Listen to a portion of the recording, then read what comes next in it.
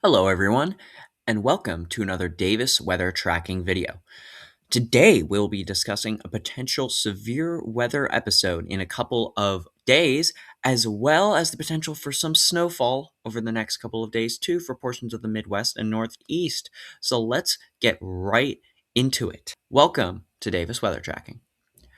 So you can see here, this is our current situation. We have some snowfall ongoing across portions of the Dakotas and Minnesota. This will continue over the next couple of days for these areas, and this will continue and push into Michigan throughout the day. And then as we head into the Northeast for tomorrow, this will push into that area and should be out of the country by the time tomorrow night is over. So, total accumulated snowfall amounts should be anywhere between 1 to 2 inches, maybe reaching 3 across portions of the Midwest and even portions of the Great Lakes as well into the Northeast, too. So, those areas will be seeing up to potentially 3 inches at most. So, nothing too big for snowfall. There is potential of some ice accumulation in some areas we'll be looking at in a couple of days as well. You see, towards the end of that run there, this area, we might be watching the ice accumulation. If we look at the NAM here, you can see ice accumulations are possible over the next couple of days for some areas here. So we'll be watching that pretty closely here, but it shouldn't be anything too significant. But of course, we always got to watch those. There is potential of severe weather on Wednesday, the 4th of March. You could see here a 15% area that was outlined yesterday is still outlined today for the similar areas: northeastern Texas, as well as southeastern Oklahoma and western Arkansas, basically anywhere west of Little Rock, Dallas, Fort Worth, Arlington, Plano, and Garland, Texas, all included in this outlook, as you can see down here.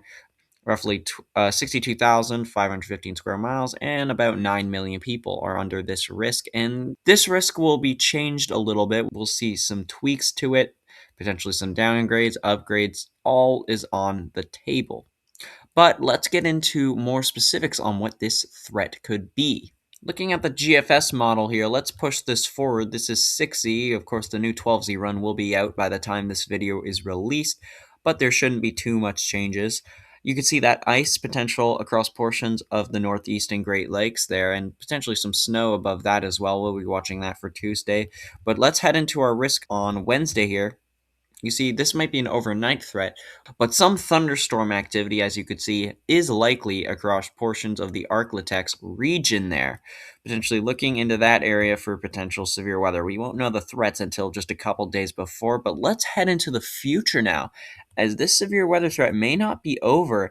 As you could see, more thunderstorm potential on Friday into Saturday. This is March 6th into the 7th, 2026. We'll be watching that for potential severe weather as a new low pressure center develops from an incoming trough.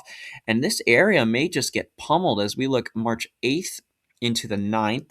More thunderstorm potential across those areas.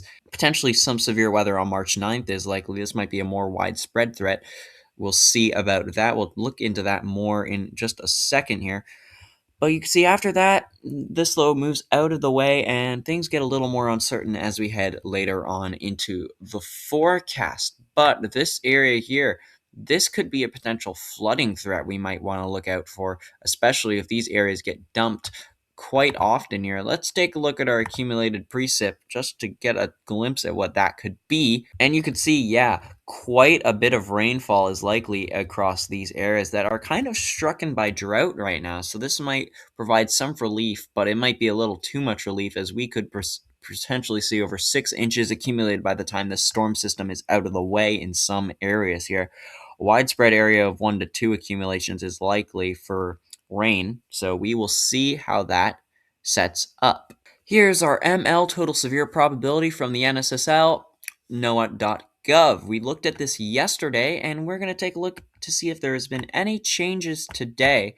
So let's run this forward here. Let's take a look at that severe weather threat on March the 4th for Wednesday, and you can see there it is. That's highlighted. It's a little bit further north than the SBC has it, but it is still definitely highlighted. We'll see if that ends up shifting to the north on the SBC's outlook.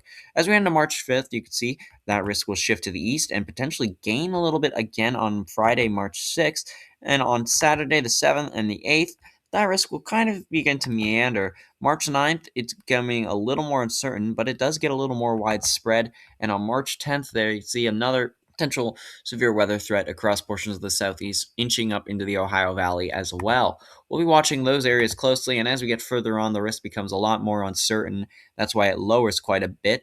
This is by the time we're at March 13th, so we'll watch those areas closely, especially for the flooding risk and for the severe weather risk over the next couple of days to even weeks.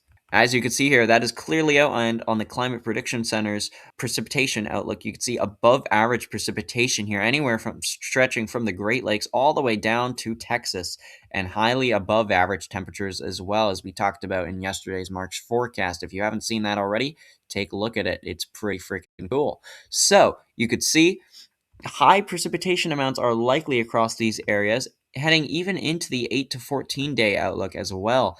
Everything kind of shifts a little to the east as a couple of those troughs may begin to shift to the east, but generally same areas in that highly above average. This time it doesn't include most of Texas. It's now mainly from Louisiana up into the Great Lakes, but those areas could see potentially flooding threats. But luckily, it will be a little bit of release to those areas that have been in a drought all winter long. As we head into the weeks 3 and 4, still above average possible across these areas and still above average temperatures likely. So we will be watching those areas for continued storm systems as well.